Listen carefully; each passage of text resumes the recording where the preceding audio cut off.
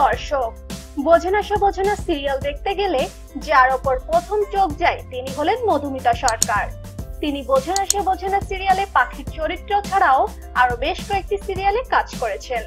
তিনি তার কাজ নিয়ে খুব সিরিয়াস থাকতেন এবং সেই সাফল্য তিনি অর্জন করতে পেরেছেন।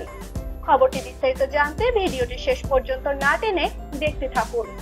আর আপনি যদি আমাদের চ্যানেলে নতুন হয়ে থাকেন তাহলে এখনই ভিডিওটিতে একটি লাইক দিন এবং চ্যানেলটি সাবস্ক্রাইব করুন। মধুমিতা সরকার যাদবপুর বিশ্ববিদ্যালয় থেকে দর্শন শাস্ত্রে অনার্স করেন। তিনি বোঝেনা সে বোঝেনা ছাড়াও কেয়ার করিনা এবং কুসুমদোলা সিরিয়ালে অভিনয় করেন। কেয়ার করিনাতে ঝুমি ও কুসুমদোলার ইমন চরিত্রতে কাজ করতেন। তিনি এই কাজগুলো করে সবার মাঝে অনেক বেশি পরিচিত হয়েছে। অপরদিকে শুটিং করতে গিয়ে পরিচয় হয় সৌরভ চক্রবর্তীর সাথে। তিনি একাধারে পরিচালক, প্রযোজক এবং অভিনেতা।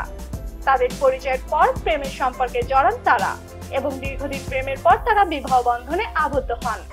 আমরা প্রায় সকলেই জানি যে কোনো মানুষ হুট করে সফল ব্যক্তিত্ব হয় না, তার জন্য লাগে লম্বা এক সাধনা। তেমনি আজকের মধুমিতা সরকার হতেও তার পোহাতে হয়েছে অনেক কষ্ট। যদিও তিনি সবার মতো অডিশন দিয়ে সিরিয়ালে আসেননি, তবে তিনি সিরিয়াল করে যা পেতেন তা দিয়ে খুব সাদাসিধে জীবনযাপন করতেন এবং সেই সরলতার জন্যই তিনি এত মানুষের কাছে পৌঁছাতে পেরেছেন। তার কাজের দক্ষতা দিয়ে অর্জন করেছেন লাখো মানুষের হৃদয়। তবে সবার জীবনে সবকিছু গোছানো থাকে না এবং তারই রেশ ধরে তার স্বামীর সাথে তার সম্পর্কের ফাটল দেখা দেয়, অর্থাৎ তাদের বিচ্ছেদ হয়ে যায়।